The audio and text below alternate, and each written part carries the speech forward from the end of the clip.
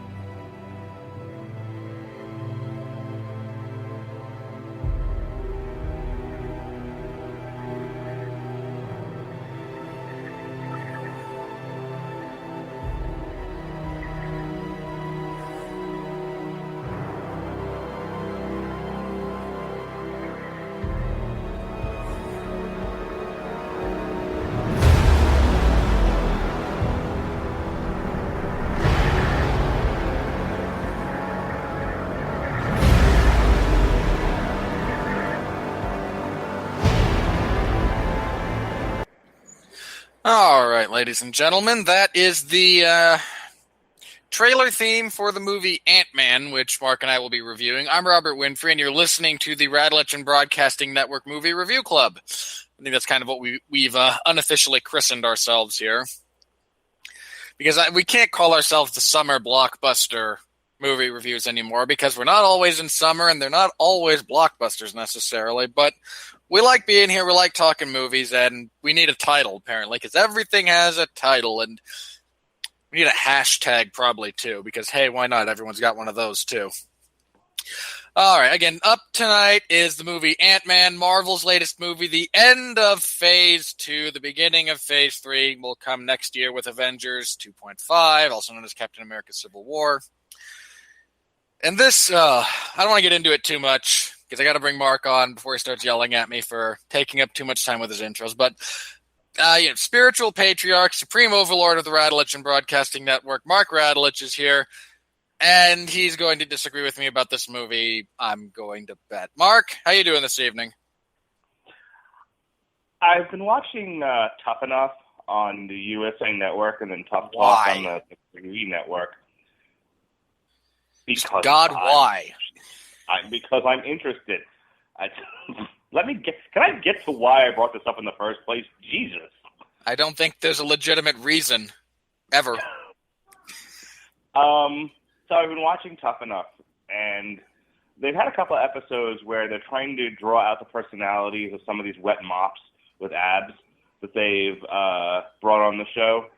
And I'm just thinking, I'm never going to be a professional wrestler. I'm almost 40 years old. I'm obese, and and I'm 5'6", 5'7", somewhere in that category. I am a short man.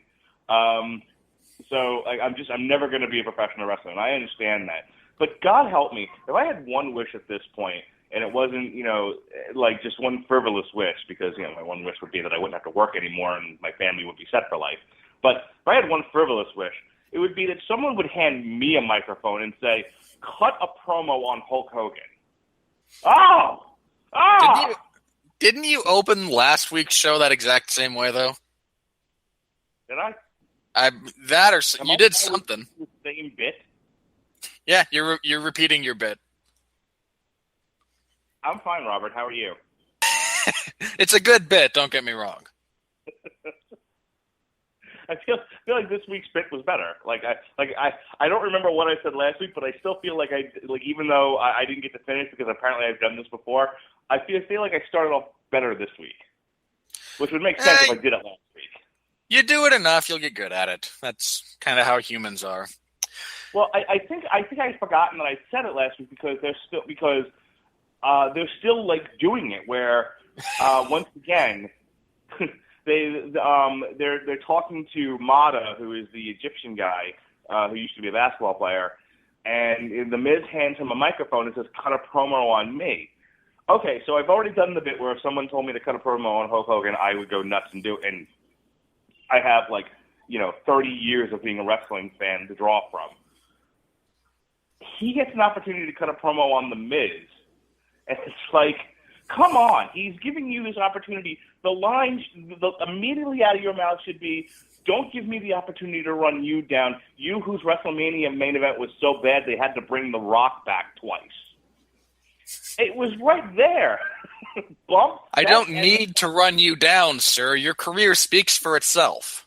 Right, exactly. That's like I said, your WrestleMania main event that you keep talking about was so bad. How bad was it? It was so bad they brought The Rock back from Hollywood to save the event for the next 2 years. John Cena couldn't make you relevant. You pretty boy, douchebag, washed up Hollywood nobody, hack, go die in a fire. Yeah, stop stealing The Rock's gimmick, you wannabe. I mean, it was all right there for him, and he just lets it go right past him. It's like, whew, this show is wasted on you people. Don't make me a wrestler because I'll only end up in the same place Kevin Owens is now, which is you're too fat to be taken seriously. Okay, fine, I get that. I'm okay with it. I own who I am. But please at least give me. I now just want to be a walk-on Tough Enough and be like, can I please cut a promo on someone? Just let me get 5 minutes with a microphone. I'll cut a promo on every single one of these people. Anyway, a man can dream. We are all right. Well, I'm at a point where I don't do videos of myself. I feel like I have a face for radio, and I don't think anyone would say that I'm an ugly human being. But I don't think the world really needs to see my face. So that's why I do podcasts. I don't do video reviews. That and I don't have the time to do the editing. But that being said, I may actually break my own rule and put a video of myself and just send it to WWE. Listen, since you've got 9 wet mops here who can't cut a promo to save their life, show them this. Show them this nobody who's been a wrestling fan for almost 30 years and tell them, this is how you fucking do it. Ant-Man, go. You should do it. All right. Well, look, the thing about Ant-Man is there has to be some background before we actually discuss the movie. This movie has been announced. It was announced many years ago, pre-MCU. They announced Ant-Man around the same time they announced Edward Norton's Incredible Hulk version. Not very good, but Mark and I don't need to yell at each other over that. Oh, I'll spend the next hour yelling at you about it. Don't worry. And again, we don't need to yell at each other over that. Again, we've established where we each stand on that particular issue. But this has been in development for many, many years now. And there was some issues with it maybe not getting made. There were issues with, again, production issues. They've gone through a couple of directors. The script has been rewritten multiple times. This was originally intended to be a Phase 1 movie, wasn't it? Something like that, yeah. I mean, again, before they even really had an inkling of the Marvel Cinematic Universe as we know it, they had announced Ant-Man. I mean, again, this has been in the works for a long time. Well, and anything with that... I think they had to know the end game was the Avengers. And if nothing else, I mean, even if, that was it, that was the sum total of the Marvel Studio experience, it was... The end game, the WrestleMania, if you will, was always going to be the Avengers. So it would make sense that the slate of pictures leading to the Avengers would have been characters that made up the original Avengers team, in which Ant-Man was a founding member. Also, and this an aside, it's really funny because I've had a couple of people ask me if people know me around work as somebody who goes to see the movies a lot and is into comic books. And a couple of people were like, yeah, where does the Ant-Man guy come from? Is he new? And I'm like, nope. Hank Pym, founding member of the Avengers.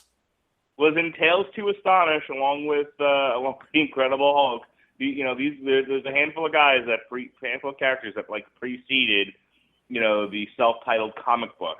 When comic books were more like Pulp Fiction type, generalized title type stuff like Tales to Astonish, Detective Comics, etc. Tales from Beyond. Yeah, right. Things that gave us, great horror authors like H.P. Lovecraft. I mean, but that's the thing. Like Hank Pym and Janet Van Dyne, the Wasp, they were founding members of the Avengers along with the Hulk, Iron Man, and Thor. Yeah. But what do you call it? Black Widow was barely an Avenger. Hawkeye doesn't come along until later. And it's like Hawkeye starts off as a villain. They don't revive Captain America for quite some time. Yeah, it's a couple of issues into the Avengers where they finally unearthed Captain America, and I think by that point the Hulk had said "fuck this team" and walked off. Well, probably he is the Hulk. He says that a lot. Yeah, he's been in a lot of teams. He was also in the Defenders with Doctor Strange. But anyway, the point being, Hank Pym, the Antman, has actually quite a lot of history to potentially draw from. I really wish they had been able to do a Hank Pym story because I find Hank Pym to be a fascinating character. Unfortunately, they couldn't do that, and I fully understand why. There's quite a few reasons. In a world where if John Cena's T-shirt sales don't sell for 5 minutes, you can't do a story about a guy who beats his wife and creates a murder bot. He hit her once. Let's be fair. That was not a chronic thing. The Ike Turner of comic books.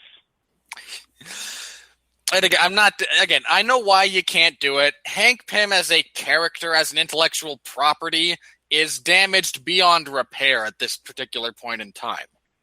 You can't do it. You've got, again, this is also a guy who's had, personality breaks, breaks from reality, severe psychological issues. The Ultimates version of him is basically a sociopath. I mean, there's just way too much baggage within the Hank Pym character to really, make a multi-million-dollar movie out of him. And apparently Edgar Wright really liked Scott Lang for reasons yet to be determined. And since he was going to direct this for quite some time, that was where he was going with it. Well, I think Scott Lang has more of a redemption story quality to him than Hank Pym does. Hank Pym was kind of the darker Tony Stark in that he was more driven by science and by his passion for his creations, to the point where he did things like create Ultron, go crazy, end up in various forms of Ant-Man and Giant Man / Goliath. Well, the Yellow Jacket was the Yellow Jacket was originally a split personality of Hank Pym, same guy, right. Physically the same person, but his mind had fractured, and Yellow Jacket was a completely different personality. So I completely see Edgar Wright's point in saying, but why don't we go with the simpler tale of a man who stole the Ant-Man suit to try to make money to take care of his daughter. We're on terra firma with that kind of a character, and I think and I'll let you continue our walkthrough here, but just to link it to the film, I think that's what made this a successful film in my opinion, and I think it was good grist for the mill to start with a character who is a a thief of the heart. What's the actual phrase? Robin Hood? No, I was thinking like crook with a heart of gold kind of a thing. Like Scott Lang's not a bad guy. He's just sort of pushed into a corner where he makes bad decisions for what he feels are the right reasons, which I think is a lot different than somebody who's so driven by science he goes mad. Mad, I tell you. Again, personally, I find Hank Pym a fascinating character, and consequently would have liked to have seen, a fully realized vision of that character in the Marvel Cinematic Universe. I know why they can't. It's just me complaining because that's purely personal preference. It's not a valid criticism. As for the movie itself, our basic outline is we meet Hank Pym, played by Michael Douglas, as he leaves S.H.I.E.L.D., We then meet, he's fed up with Howard Stark being a bit of a douchebag, some of the other bureaucracies going on, and he's just, nope, I've had it. I will not let the Pym particle, which is what allows him to shrink or grow, and I'm really sad they didn't get into him growing at all, but apart from regaining normal size, because Hank Pym can actually grow to be Giant Man, but you got to save something for the sequel, I guess. At least that's some of the logic. But again, he's had it. He doesn't trust them with what he's accomplished, and he walks out. We then meet Scott Lang many years later as he is being released from San Quentin, where he did a stint for burglary. He's trying to reintegrate into society. His ex-wife and their child have moved on. He's, behind on child support because he's been in jail. Which, hey, not for nothing, but the broad who plays Scott Lang's wife, is she like the bitch wife in every movie now? I would assume so. She was the mom in Jurassic Park. You mean Jurassic World, but yes. Yes, you know what I meant. I do, but again, I'm a big fan of clarity. But no, she probably is. And he's trying to reintegrate. He wants to spend time with his daughter, but he has absolutely no visitation rights. He's a felon. He struggles to find work. He decides to go back to crime. He steals the Antman suit. It turns out Hank Pym allowed him to do this so that he could as some kind of weird test and gauge of him as a person. He then hires Scott Lang to steal the Yellow Jacket suit, which has been developed by his former protege, played by Corey Stoll, who wants to sell it to the highest bidder. And that's one of my gripes with this movie, because the stakes are not very well defined until the very end. And a heist movie ensues. They wind up stealing it. Corey Stoll is shrunk down into nothingness and killed. Scott Lang survives. Happy day. Life goes on in the Marvel Cinematic Universe. So on and so forth. Apologies for the phone ringing, but I can't reach that right now. All right, so let me go ahead and say I really enjoyed this movie. I think in terms of where I would place it in the Marvel Cinematic Universe so far, thought it was a great superhero movie. I thought it was an average Marvel movie. It doesn't carry the depth or the weight of a Winter Soldier. It wasn't as fun and exciting and take me to a new world as Guardians of the Galaxy. But I thought it was, comparative to the other origin story movies, Iron Man, Thor, Captain America, I thought it was the best one out of, I thought it was better than Captain America, First Avenger, and I thought it was better than Thor. Iron Man is far and away the best origin story they've done yet, besides Guardians of the Galaxy. So, and then, I don't know, it's a comparative to some of the sequels, like I said, not nearly as good as The Winter Soldier. So I would say average to good is where I would put this movie. Did I have fun? Yes. What was the 4-year-old's review? The 4-year-old's review was the ants reminded her of puppies, and she liked Hope Van Dyne's character, or rather Evangeline Lilly's character, Hope Van Dyne. Well, you and I had very different experiences at the same movie, but that's perfectly fine and acceptable. I would not have rated this nearly as high as you did. Let's break it down. What was your? Let's roll through some of your problems with this movie. Okay, well, I need to repeat myself here just a bit. For anyone who heard the Terminator Genesis review when I talked about how details stick out to me like giant flashing neon lights and I can't unsee them, same, that's not just for, that's my life, all right? I see things like that and I cannot not see them. I wish I could in many ways, I really do, but I can't. Consequently, a lot of movies like this, the overall fun and appeal gets lost on me because I get kind of hung up on, the moment-to-moment, scene-to-scene stuff. So that's my experience. Now, hang on. Before you start to dissect the finer points of the movie that probably went right past me, can I ask you? I've been dying to ask you this question because you are king of all villainy. You are the man who hosts Everyone Loves a Bad Guy. You are the paragon of evil. I have been dying to ask: Is Yellow Jacket Eric Stahl not the best Marvel villain yet in the Marvel Cinematic Universe? I thought this was by far and away the most well-developed villain that they had.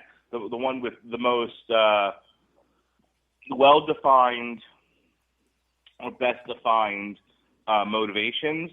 I thought this was the most three-dimensional character they've had yet. I thought he was one of the more interesting people in terms of villains that they've had. Other than Robert Redford's character in The Winter Soldier, I couldn't think of. I walked away going, "Wow, that they finally had a villain that I really could enjoy and thought was an actual human being as opposed to a video game boss." Let me say, in conception, he came off as a watered-down version of Obadiah Stane. You think so? Yes. Okay, look, hang on. In execution, he's better. That being said, he's not anywhere... I think far and away the two best developed villains Marvel has ever put forth are, Alexander Pierce in The Winter Soldier and Loki, who they put effort into because they had to have him back for more than one movie, which is, I firmly believe is why they actually bothered investing in him. Corey Stoll is a fine actor, and he does a lot with what is actually a very small role in the grand scheme of this movie. There's a lot left on the table with that character. First of all, the discussion of his insanity due to exposure to PIM particles is glossed over. It's referenced twice in the movie. We see nothing of it. We see nothing of his descent into madness. That is actually the only problem I had with this movie. Was there's talk of, it's the PIM particles that are making you insane, and I'm like, why? He hasn't put the suit on. Like, well, and what about all the other scientists who were in the testing room with him without the apparently deeply necessary protective headgear? Have they gone insane and started plotting the end of the world? Yeah, that was weak, and I wish he had just said. I wish he had said what I'm about to say is PIM particles. I haven't tried to shrink myself. No. I haven't gone insane. I just know that selling the Hydra is the greatest idea, and you can say it any way you want. But no, I just want to make money and sell the Hydra, and I don't care about the rest of the world. Okay, that would have been fine, but they don't even go that far. It would have been much better. Again, my issue is more... part of the problem is he's never presented as a serious threat. I mean... Until the very end when he actually puts on the suit. At which point he has laser blasters and he blows things out of the sky. And again, at that point, yes, okay, he is now pretty serious. See, prior to that wholesale, hang on. Come on, they spent the entire rest of the movie cutting his balls off. No. He was nothing but a second-rate Hank Pym, desperately trying to recreate his mentor's progress, failing miserably, and being played by Evangeline Lilly. No, I didn't see that. I didn't see it that way. I felt like he had it over Hank Pym through most of the movie. I thought he was very menacing. You never knew quite when he knew what was going on. There's a handful of scenes. Especially towards the end, and he even says at that point he knew that the jig was up, but he wasn't quote unquote ready to kill Hope. But I thought that he brought an appropriate amount of menace to the scenes that he was in, even well before he puts on the Yellow Jacket suit. I don't know. I read all of his interactions with Hank Pym prior to, again, the suit coming on in that big final sequence. It didn't feel menacing to me. It felt more like... what's an appropriate comparison? Like a kid desperate for approval. Please look at me. I'm doing good, aren't I? Please validate my existence. I think there's some of that, but I think there was also a lot of gloating. That, look, here are the facts. When we meet Hank Pym in the present, he's lost his company to this guy. This guy is having successes he didn't have, and is on the verge of the shrinking breakthrough of recreating the Pym particles. I mean, that's the whole reason that that they set the plot in motion. So I see a little bit of validate, but it was more of validate that I'm better than you, validate that I'm twice the scientist you ever were. Give me my due that you kept from me. I also got there were layers of betrayal, lots of that. There was definitely a lot of anger directed at Hank for not sharing the technology with him, and not supporting him in the company. So, if anything, this movie proved to a larger audience what a good actor Corey Stoll is, because a lesser actor would have been buried by this character. Corey Stoll, again, my issues with him are more with his writing and his portrayal. He seems uneven and not in the unbalanced way that would have gone with, he's slowly losing his mind. Yeah, like I said, and I guess this is going to come up a lot. This is probably the most you and I have really disagreed on a movie, because, like, in some cases, like, you're at least willing to concede, yeah, I saw that, I just, whatever, or, yeah, absolutely. Like, no, we are completely at cross paths on this. Like I said, other than Loki, who I'd forgotten about, actually, and Alexander Pierce, I thought he was the best represented villain they've had yet, and I don't see the problems that you're citing. I would not disagree with your assertion that he's been the best represented and most fully realized villain they've done outside of those two, in large part because every other villain they've done has been crap. So congratulations, you are king of the pile of crap. The bar was low. I did a whole podcast on this, for those of you who don't know. Mark and I did one of these things talking about how awful the Marvel Cinematic Universe villains have been. And yeah, I will say that again, Corey Stoll's character, whatever Graves, I forget his first name. He was certainly better than any of the other villains, barring Robert Redford and Loki. Apart from those two, he's probably the best. I don't think that necessarily vaults him into the realm of good, but he is he is more than adequate. And again, that's a massive credit to the actor in this case. Okay, let's move away from him. I got that part of the conversation I wanted to have with you settled. Why else? What other problems did you have with this movie, sir? Okay, this movie it is painfully obvious to me which segments of this movie were written by Edgar Wright and which were written by whoever took over, Paul Rudd and his writing partner. Okay, before you go any further, and I'm going to shut up and let you talk, but do not talk about the forced, ham-fisted, slapped-on Avengers scene, because that's a whole other conversation. Absolutely, and I actually liked that because it amused me. However, you're correct. That's okay. For those of you who are familiar with the work of Edgar Wright, I happen to be one of those people. I happen to like most of his work. To this day, And what has Edgar Wright done? Most famously to people like you and me, probably Shaun of the Dead and Hot Fuzz and World's End. That trilogy would be the things you're most familiar with. Have you seen any of those? Oh, no. That was so that you could tell the audience. I've seen all of them. Okay. Well, I haven't. I take that back. I haven't seen The World's End, but I'm familiar with. I absolutely love Shaun of the Dead, and Hot Fuzz is probably one of my favorite movies ever. He also directed Scott Pilgrim vs. the World, which I haven't seen because it doesn't interest me. However, so the man has a very distinct style. And again, that's not a bad thing. I say that about almost every director who's made more than 4 movies. They have their own style. And that's fine. Everyone should have their own style. But if you watch this movie and you've seen Edgar Wright's movies, easily, okay, this scene he wrote, this scene someone else wrote. This scene he wrote, this scene someone else wrote. And in that sense, it is very uneven to me.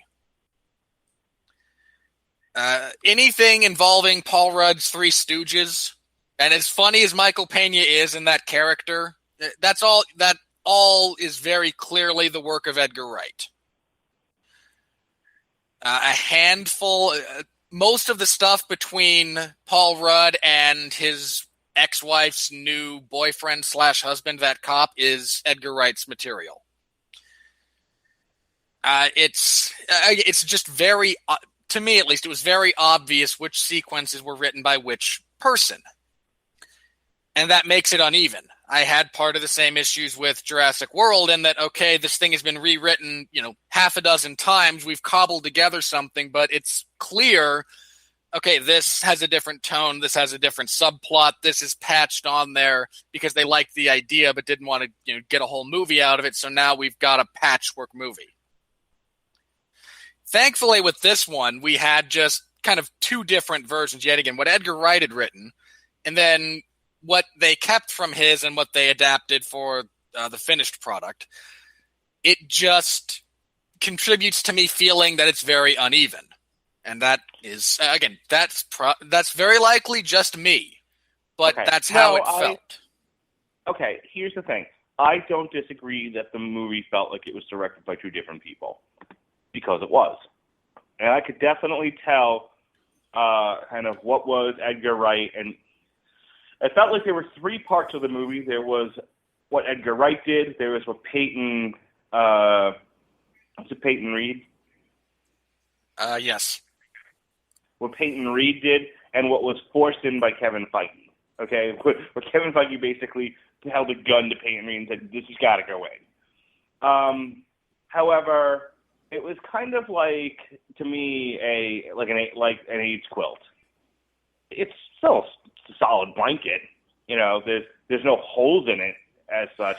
Aesthetically, you can tell there's some patchwork here. But overall, I'm not going to piss on the quality of the thing. It's still a nice blanket. And look, I'm going to complain a lot about this movie in various ways. Well, let me be perfectly clear about this. I enjoyed it. I had fun at this movie. So I'm not trying to say it's not a bad movie. It's not even a badly made movie in a lot of ways.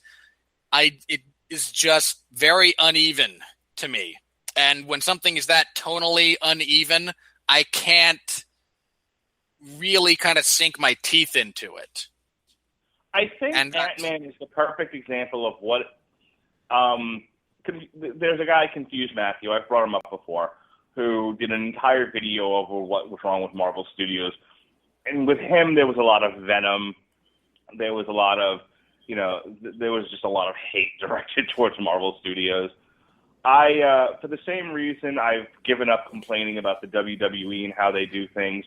I'm more accepting of the fact that Marvel has a degree of control over their movies because they are serving a greater purpose. And I know that movie purists, like this Confused Matthews guy, say, or the guys from Red Letter Media, like, we should just have good, solid movies. And to those people, I would say, it's the 21st fucking century, get over it. And look, at the end of the day, if they're entertaining, I don't know why they also can't serve a greater purpose.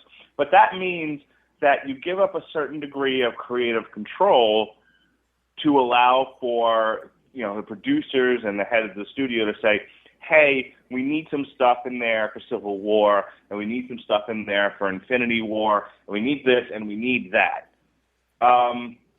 It can get a little crazy like it did with Avengers 2, but in this case, in the case of Ant-Man, it was more or less manageable. There wasn't so much of it that it completely took me out of the movie.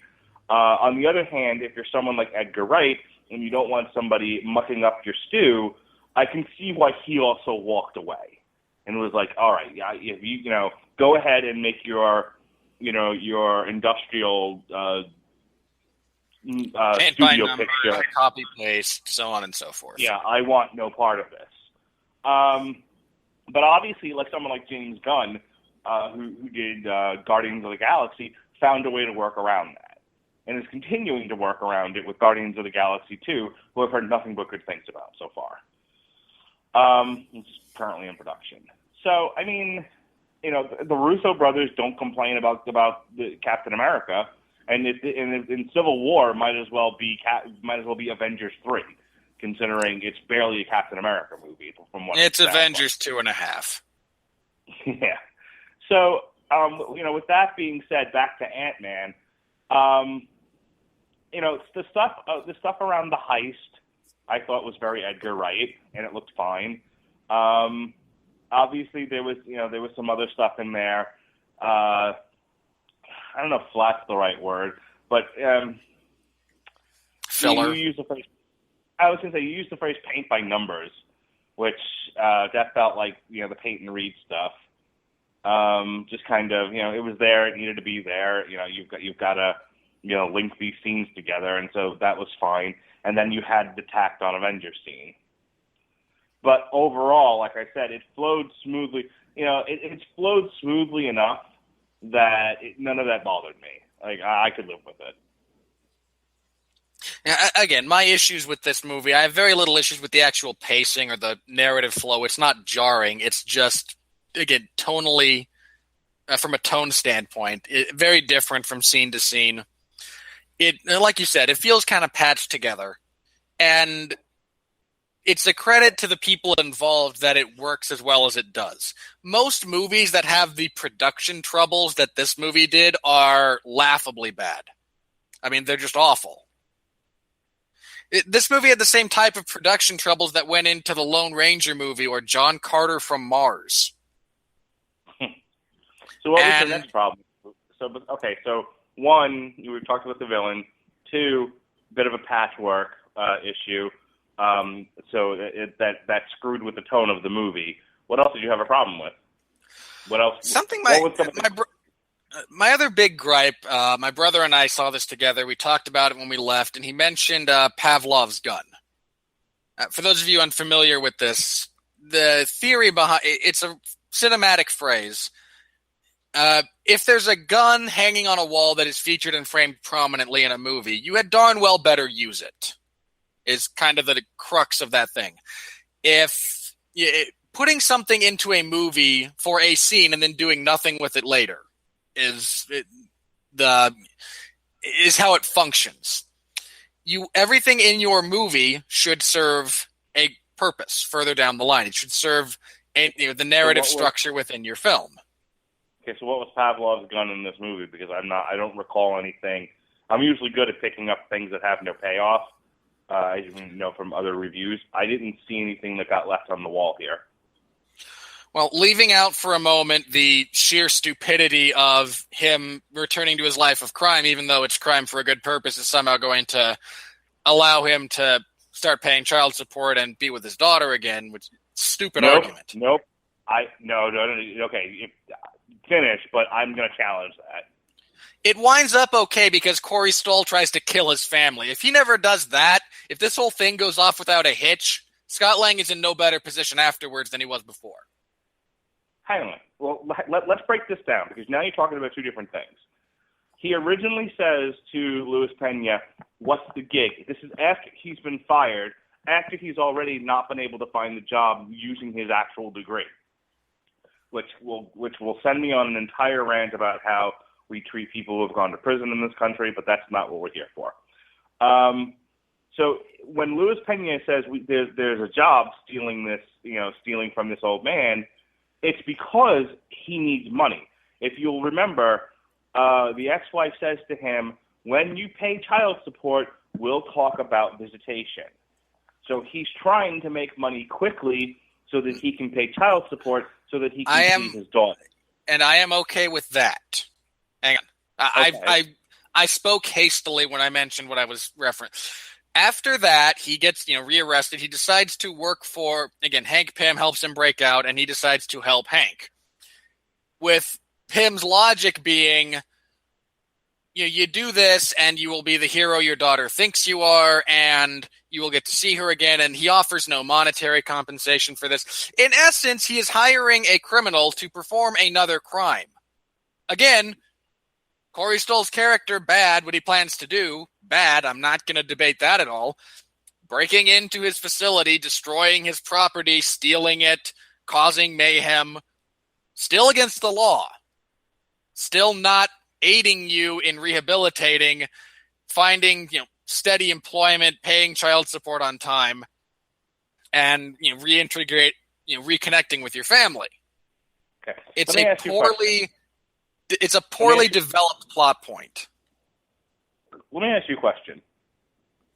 How do you feel about movies that don't spell everything out but imply certain things that you kind of have to read between the lines?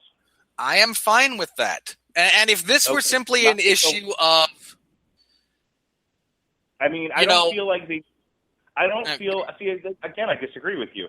I don't feel like they needed to have a scene where they're working out the financial payment for services rendered. Be the hero that your daughter wants you to be. Good enough for me. It was implied that somehow this, in my opinion, it was implied that somehow this would result in money to get him going or whatever else, or he would pay him a fee, help him out with his wife, whatever, be in his debt, whatever the situation was. It didn't matter though. The point of this was we need to get him in the suit and and set him up to go steal the Yellow Jacket suit. And I thought that there was sufficient motivation stated. The rest of it was implied. I don't see any weakness there. I don't feel it was properly implied. I don't even think it was subtext. What did you want him to say? Again, did you really need them negotiating, fee for service? That, or again, that might be a bit much, but I would have been fine with him even saying, implying that, I'll wind up getting my company back after this folds. I might, need an electrical engineer. Okay. Provide him with a steady job. How about, see, again, I feel like we're you're asking the movie to slow down and have to spell things out, but, would you have been satisfied if Scott Lang had asked, I don't see how this helps me get my daughter back, and him kind of puts a hand on her shoulder and says, I'll take care of you. That would have been fine. You do this for me, and you won't have to worry about money ever again. Yes, I would have been fine with that. Okay, I didn't feel like it was necessary, but I get your point. I see your point. I'm not gonna argue with you because a podcast or two ago I was probably screaming, "Hey, you should have spelled this out a little bit more." So whatever. It wasn't one. I see why it jumped out at you, and you're like, "Hey, that makes no sense." On the other hand, it didn't bother me enough when I was watching it that I felt like, oh, something's missing here from the movie. They needed to add this. I was like, okay, well, it's obviously implied, and it's not the point. The point is, to rehabilitate this guy and turn him into a hero. So let's get on with it. And that's fair. I understand the point. I understand what they were going for. It just, again, personally, it just felt like they skipped a step from A to B. Mm-hmm. Speaking of, again, things talked about but never really brought up in depth, Hank has kind of a throwaway line where Scott says, well, why don't you go steal the suit back? His response is basically, using the suit for that many years took a toll on me, and they leave it at that. That is absolutely, wait a minute here. I mean, he's going to be using this thing. You don't think he would have gone, wait a minute. Using this thing has, negative side effects. What's going on here? Okay, and that one I wholly agree with you. As Quinn says, it took a toll on me, and Scott Lang's just like, no, I guess it'll be fine. Fair enough. I will slowly turn away. It took a toll on me. Well, pussy, I'll be fine. I mean, there was nothing there, and that seemed like anybody else in real life would have reacted to that line. I've also felt like there was not really a good. I'm torn on this one because I understand how they got this point, but it felt a little ham-handed. It's made perfectly clear that Hope, the one who's going to wind up becoming an analog for the Wasp, is exponentially more talented at everything that Scott Lang is trying to do when it comes to being a hero. And their excuse for not having her do it is, first of all, we arrived there because Hank is overly protective because he lost his wife. Fine. It's one note, and they never expound on it, but fine. And she is apparently required during the heist at some point being on the inside. Even my other issue with that is I remember watching that heist, and it was, for some reason, they all felt it was very important she be on the inside for that. And she doesn't do anything other than help Michael Pena tie somebody up. Okay. As to why, he hid all the information from her and why he won't let her in the suit. His wife's presumably dead. He doesn't want his daughter to die too. I thought that was as plain as the nose on my face. No. And again, I'm fine with that. Grieving guy becomes overprotective. I'm fine. It's, again, I feel it's one note, and I feel they hammered that one note a few too many times. But it provides a perfectly reasonable explanation for why Hank Pym behaves the way he does. So your problem is, what was her purpose during the heist? I think part of it was she needed to be. I think part of it was if she's absent from that particular evening at work when the big reveal is supposed to happen, it's going to be suspicious. So I think that's part of it.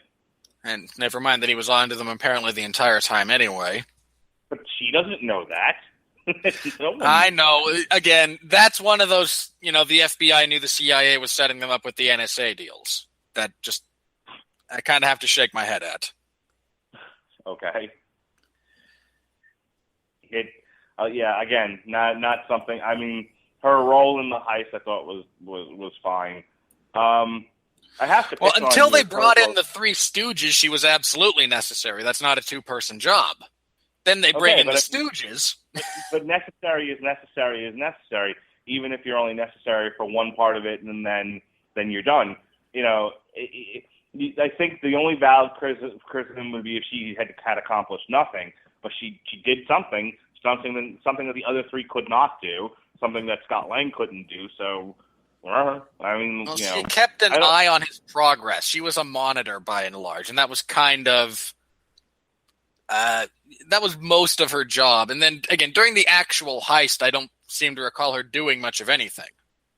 Okay, well, like I said, even before that, even if she had no role in the actual heist, she still needed to be present, or she would have given away that there's a problem.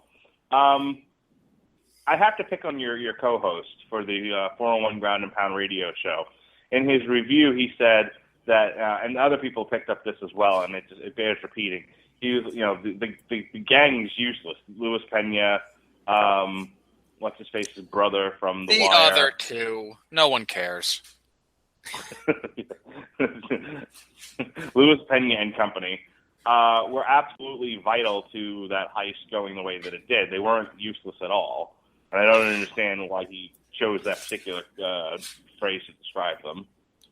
And like I said, useless is a bit harsh. They do wind up becoming useful during the execution of the heist. They are useless characters.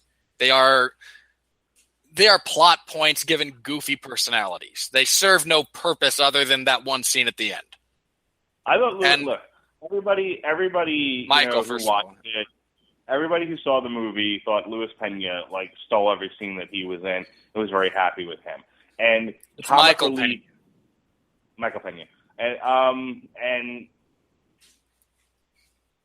the comic relief is still a valuable part of a film that is supposed to be light in tone. Well, my issue is this movie was light enough in tone. They had enough jokes going. We didn't need the three goofs. I'm not going to pick on the craft of the movie, because they had another character who was adding to the hilarity of the movie. again, I was about to say this was not Days of Future Past. We're not dealing in heavy subjects here. It's an action heist romp with a shrinking superhero. I'm not going to complain that they've had more than one character bring in the funny. Personally, I thought his vacant expression through most of the movie, was a bit one note. But I'm not. But again, almost everything in this movie is one note. Everybody. There were people who thought he was hilarious, and as we all know from watching wrestling, sometimes it ain't just about our opinion. And look, again, I said it at the top. Michael Pena is a very funny person when he wants to be. He got some good laughs. Honestly, it's more the other two that do nothing as far as. They didn't bother me. They had one or two, they occasionally one of them would have a line that cracked me up. So whatever. It's one of those things where it's like, if I'm sitting there and I'm enjoying 90% of the movie, unless you're adding to the 10% that's so bad that it takes me out of the movie, I give you a C and I move on. And again, my biggest issue with those three comes from not so much their existence, which, again, you add a few guys to the crew at the end, and Michael Douglas gets the great line about not those wombats you run around with. They're idiots. It's not so much their existence. It's much more that, and those three were pretty clearly creations of Edgar Wright. And everything they do, say, act, etc., is very much in his tone. And again, the tone of this movie shifting repeatedly jars me.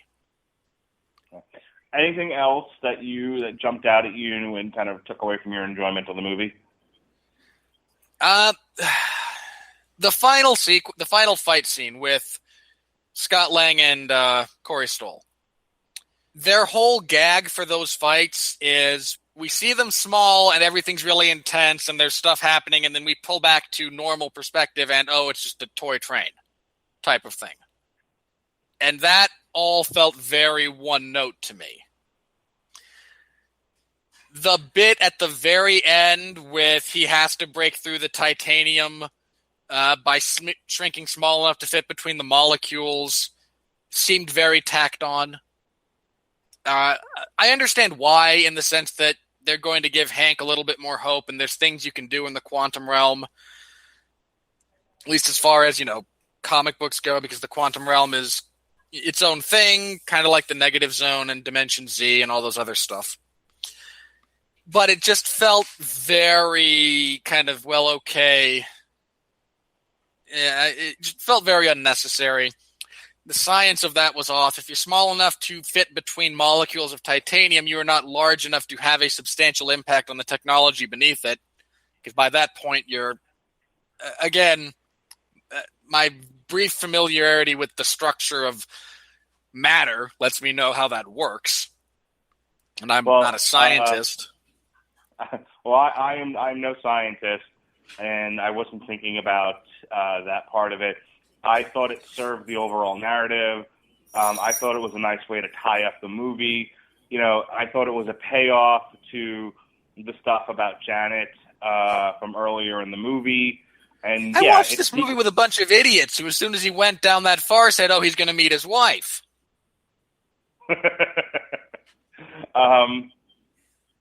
I didn't think I thought part of it was I had a sneaking suspicion that he was going to, that he was going to hear help, and Janet and him were going to suddenly burst out of the ether. But I would have thrown something. I'm not going to lie, that would have pissed me off. No, that's something you're going to leave for. We're going to leave here for a sequel, and it was totally sequel bait. In the interest of time, like I said, I disagree. I thought it was fine. I liked the final action sequence. This stuff with Thomas. It's well shot. It's very fun. Yeah. It's just one note. There's. I did not. I wouldn't. I mean, you want to call it one note? That's fine. I'm not going to debate that. It didn't.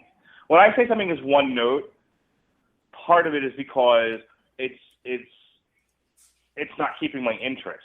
My interest was fully kept for that entire fight sequence. I thought there was enough tension with him shrinking down into the quantum realm. I was with him, and I knew he was going to get out of it, but still, there was still a little lump in my chest, thinking, his thing isn't working. What's he going to do? Oh, he pulls out one of the discs, and that saves there him. was no way they were ending that with him stuck in there. There was absolutely no way. That's my point. But look, if I turn off my analytical brain and just sit and enjoy the movie, there was enough tension there and enough to say, okay, it's entirely possible, he's in some deep trouble here, and what's going to happen?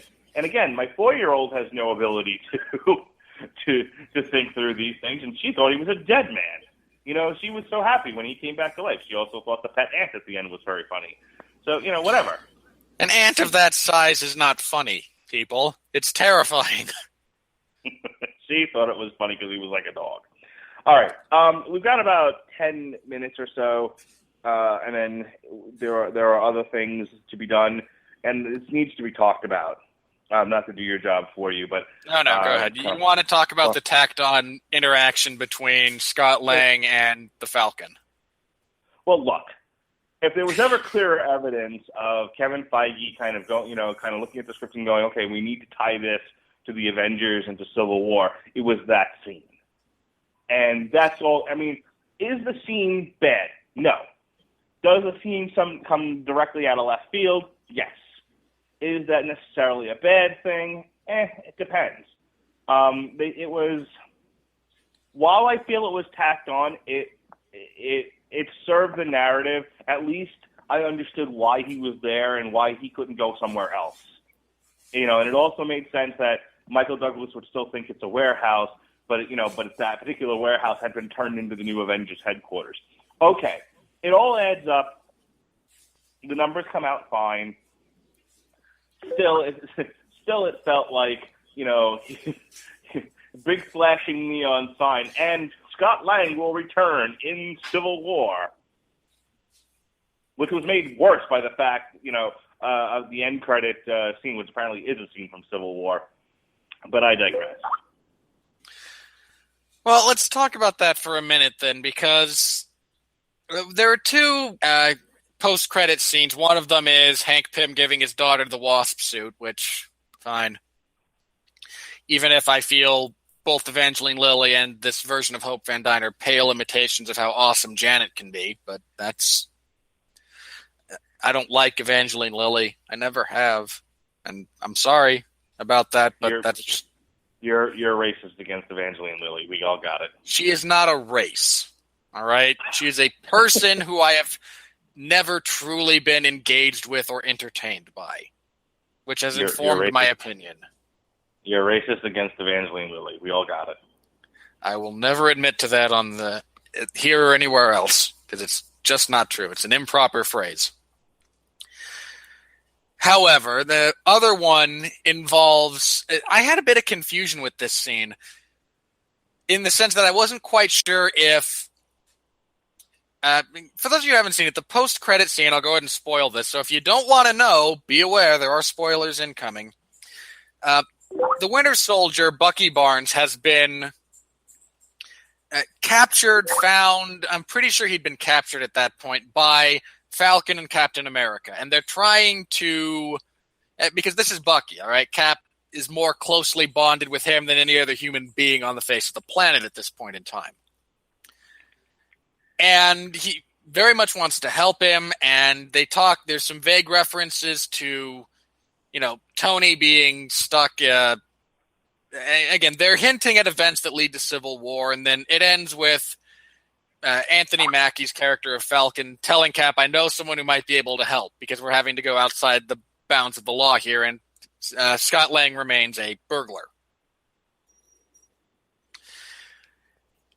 I kind of like that. It seems more like they're setting up the crux of the Civil War kind of conflict to be around Bucky and Cap wanting to help him and Stark wanting to lock him up and throw away the key.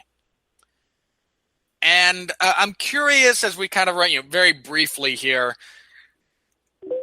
You personally, are you okay with that direction? Because for as much as, and I understand it, and God, I am just all over the place with this one. Okay.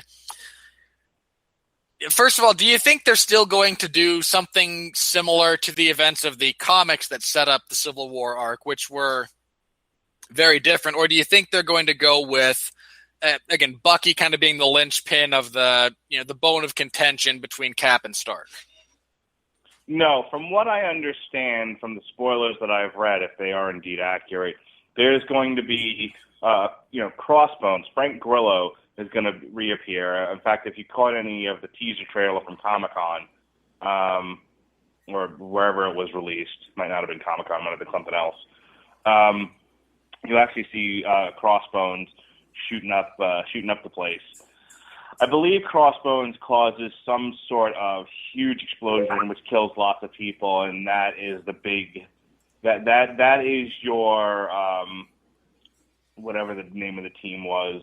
That's your Nova experience that causes the Civil War to happen. It was Nitro. He blew up a school. Nitro. Yes. Well, it wasn't just Nitro though. There was a couple of things. There was for those of you not familiar, the basic setup was there's a team of low-level superheroes that have a reality television show on MTV, I think. They're the New Generation, the New Powers, something stupid like that. And they are goaded into going after Nitro and his crew by their producers, even though they're vastly out of their depth. Nitro's response after beating them all is they're in, I think it's Greenwich, Connecticut. He blows himself up, which he does. That's one of his abilities, and he's fine. He survives because supervillain. But he killed something like 200 people in this explosion, and quite a few of them are children.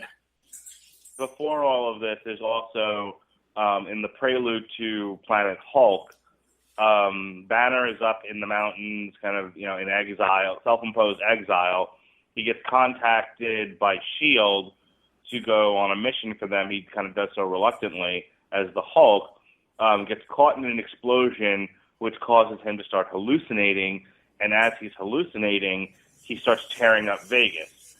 The Thing and Johnny Storm show up to stop him, and the end result is that him and the Thing pretty much tear up the Vegas Strip. So they basically did that in Age of Ultron with him with Bruce fighting the Hulkbuster armor through South Africa. Right. So there it is. So you've got the Hulk destroying South Africa, and then you're going to have this incident with Crossbones, and there's your big enough event to spark the Civil War. I'm not entirely sure how Crossbones would do that, though. I mean, again, a big part of the problem was you had heroes running around with unchecked powers, and that's the crux of the argument. Mm-hmm. I have to go, if I can ever find where I found the spoilers from, we can further this discussion, but we're going to have to table it for now. I mean, as far as Ant-Man goes, I like the two sequences, especially the reintroduction of a Wasp character, who, I enjoyed Janet Van Dyne also as the Wasp. I always thought she was fun. She always had fun interactions with Jennifer Walters, who was the She-Hulk. But that being said, she's very much the heart of the team in a lot of ways. You're full of scientists and soldiers and whatnot, and Janet was a very normal person. Yeah, she was somebody who was having fun being a superhero. That was the thing. It was like she was given an opportunity. She was just an average gal, and she was given the opportunity to become something extraordinary. Which I think you get a sense of that, and even in this movie, she wanted to come with me on my mission, so I gave her a suit, and they called her the Wasp. Okay, great. That kind of tells you a little bit about her. With so many of these superheroes sort of getting their power sort of incidentally or through some sort of tragedy, she was one that sort of yeah, man, being a superhero sounds pretty cool. And so her job was Avenger, and she enjoyed it thoroughly. For those of you who haven't read the comics or who aren't necessarily interested, I have to recommend the animated series Avengers: Earth's Mightiest Heroes. I believe it's still on Netflix. And she's What was that? I would agree. It's a good cartoon. And she's she's the heart of the team as far as that goes. And I'm with you as far as reintroducing the character might be fun, even though Evangeline Lilly is just kind of there. But that's a whole other discussion. All right. To wrap this up, okay, we've got Ant-Man. He's going to be involved in Civil War. I haven't said this yet, but I do need to. Paul Rudd is fine as Scott Lang. He acquits himself very well throughout most of the action sequences or all of the stuff that's very clearly green screened and CGI related. He does very well. It's nice to see him depart from being, the Judd Apatow kind of comedies that he normally does. So good for him. Yeah, he's fine. Thankfully, this is 40 Paul Rudd with dad bod. This is, a believable everyman who I can see becoming a hero. Yeah, and he deserves all the credit he's getting as far as that's concerned. So I hadn't said that yet. Absolutely needed to. Good job. Much respect to Paul Rudd for doing that. All right. We're unlikely to get an Ant-Man sequel in the near future. Marvel has announced all of their plans. I would be a little bit surprised if we see him in Infinity War. Because I figured with it being a two-parter, we're going to see everybody. Though rumor has it Chris Evans is not going to make it out of Civil War alive. So who knows? I will be very sad if that's true. Because Chris Evans as Captain America is freaking awesome. I've been reading some spoilers. I heard by the end of Ragnarok, Thor ends up in some sort of prison, probably, possibly the Collector's collection. That Chris Evans is dead, and that Tony has completely given up the Iron Man armor. So this Infinity War thing is going to be bringing a lot of heroes sort of like out of retirement or having to reset the team and stuff like that. We'll see. Who knows? By the time we get there, Disney may say, no, hell no, you're not killing off. I will say it would be ballsy of them to kill Captain America and have it actually stick, mind you. Yeah, well, it has. Though if they do, I know, but it didn't stick and nobody expected it to stick because it's comic books and we all have kind of come to expect that. The only person who's ever died in comics and stayed dead is Uncle Ben. And I'm not sure how much longer that's going to remain true as long as Joe Quesada keeps running that particular ship.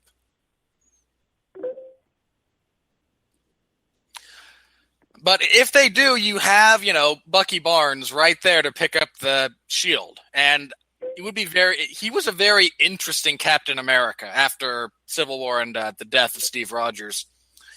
Again, Bucky Barnes took up the mantle, and it was a different take on the character and very interesting in many ways. So, again, there are options there. And then, once Thanos has the gauntlet, all bets are off because he can do whatever he wants at that point. And he would probably bring him back from the dead just because why not? And I would, again, and I talked with Benjamin J. Colon about this a while ago. I don't think they'll kill Captain America because there is so much symbolism and emotion tied up in a big scene from the Infinity Gauntlet storyline where Captain America, just Steve Rogers, mind you, is fighting to beat Thanos with the gauntlet. And he's hopelessly outmatched. This is God. Thanos becomes God. All right? That's what happens when you have the gauntlet. Everything is at your disposal. And Cap, even in the face of all of that, struggling and fighting and trying to overcome is a big part of kind of the emotion that goes into that. And you're not going to get, again, no disrespect intended to Sebastian Shaw, who plays Bucky Barnes and does a phenomenal job. I think if you want that sequence and that emotion to come through, it has to be Chris Evans. We shall definitely see. But at this point, let's get through Civil War.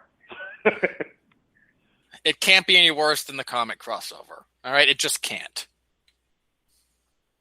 No, I'm looking forward to it.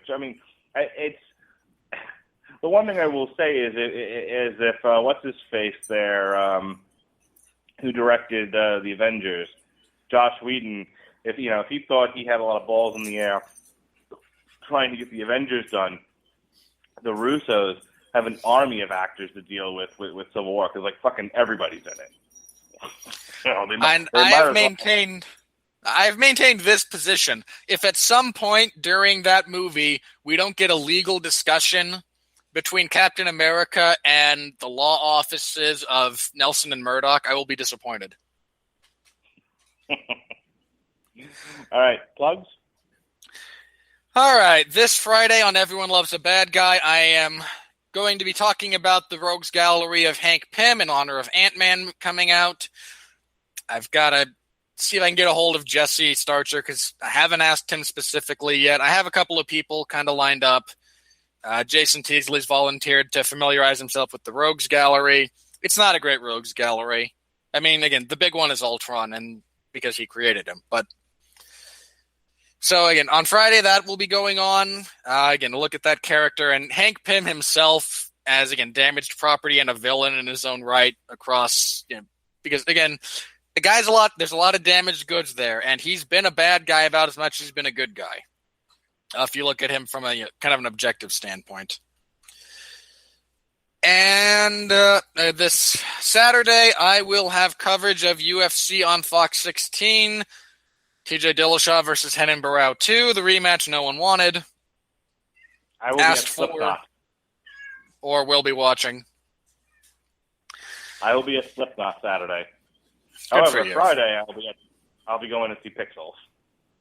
And yes, next Wednesday, Mark and I will discuss Adam Sandler's latest abomination, Pixels. And if you thought Robert and I argued a lot on this particular review, wait till you see it next week. Look, when it sucks, we'll just agree that it sucks for 60 minutes. Okay.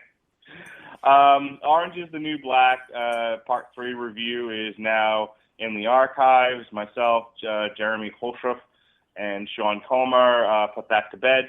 We've got one more left next Tuesday. It'll be full 2+ hours, and we'll be looking at the last 4 episodes of Season 3. As Robert said, we'll be reviewing Pixels on Wednesday, and on Thursday. Thursday is going to be an open night. It might possibly be the third Metal Hammer of Doom in a row. Tomorrow night's the new Cradle of Filth. It was supposed to be Long Road to Ruin, the second part of our Jack Ryan series, but I am going to an NXT taping. So, yay. Yeah. Versus Bray Wyatt. I take that back. I'm going to NXT Live in Tampa on Tuesday. In 2 or 3 weeks, at whatever the next taping is, I will be there live as well, because I haunted the site and I finally got tickets to an NXT taping. So there's that. So that kind of threw off the schedule, along with some of the personal stuff. So Sean and I won't be getting back to Jack Ryan until probably late August. In the meantime, Metal Hammer of Doom tomorrow night, Cradle of Filth, and next week, Robert Cooper and Jesse Starcher might hijack that particular time slot for their own Metal Hammer of Doom show, where they'll review something the two of them wanted to that I wanted no part of. So, not entirely sure what they're going to do. I told them the night would be open. They wanted to do something together. They wanted to play without me, and I said that was fine. And every Sunday, I host the 411 Ground and Pound radio show at 8 p.m. Eastern Standard Time. Myself, Jeff Harris, and we take live calls. This week, we will be reviewing UFC on Fox 16. We'll be previewing UFC 190, because Ronda Rousey's going to Brazil and killing a pig hostage and then exiting as the conquering hero. Because let's all not kid ourselves. That's exactly how that's going to go. They should airdrop her from a helicopter and just have the helicopter hovering overhead. So when after 30 seconds, when she breaks the woman's arm, she can just jump right back on the rope ladder and head out of there. She's not getting death threats. Apparently the people of Brazil like Ronda. That's because they also don't know who the other broad is. That too. I also anticipate Chris Cyborg Justino will be ringside. No one will care. I love her claim to fame, though, is that, she took out the other three horsewomen. The other three horsewomen would be like if the other three horsemen were Paul Roma. I mean, look, if they were the horsewomen, they're Paul Roma, Jeff Jarrett, and Kendall Windham. Oh, stop. Jeff Jarrett's got more talent than any of those three people. He did not when he was a member of the Horsemen, and he doesn't right now, but that's a whole other discussion. I don't like Jeff Jarrett. Yeah, no, you're racist against Jeff Jarrett, too. I do not like Jeff Jarrett. I do not find him entertaining. You're racist against Jeff Jarrett. As a character. Him as a person, never met him. No opinion. As a character, not so much. You're racist against Jeff Jarrett. I am not racist against Jeff Jarrett. All right, you ready to go? I believe so. There was one other thing I wanted to bring up? Oh, yeah, one of those horsewomen just barely made her Invicta debut and got beaten. She's not even in the UFC. Betch Correia beat Jessamine Duke and Shayna Baszler, and neither of them are any good. Not really a claim to fame. Nope. All right, and on that note, for Ant-Man, I'd say go see it. Again, my complaints aside, I enjoyed it. It's a fun movie. I'm not sure if I'll see it a second time, just because there are movies that don't hold up on repeat viewings, Jurassic World being one of them. Seriously, you watch that a second time and you go, why did I like this the first? But it's a fun movie. It's made 60-some-odd million, I believe, domestically. It'll be another financial success for Marvel, who has not released a movie that lost money since the first Iron Man. First Iron Man, ever since then, they haven't lost money. First Iron Man made money. So it's The Incredible Hulk was their last money loser, and creatively loser, and visually loser. And I don't like that movie. I'm sorry. I just don't like it. I own that. I own it too. Doesn't mean I like it. I own that one, the first Avenger. I haven't bought the Winter Soldier yet because, quite frankly, it's all over cable. I can watch it whenever I want. And Guardians of the Galaxy. All right, but that's going to wrap us up. We'll be back next week with, again, Pixels. A bunch of unfunny comedians and Peter Dinklage. All right. Hail the apocalypse, everyone. I don't like this song.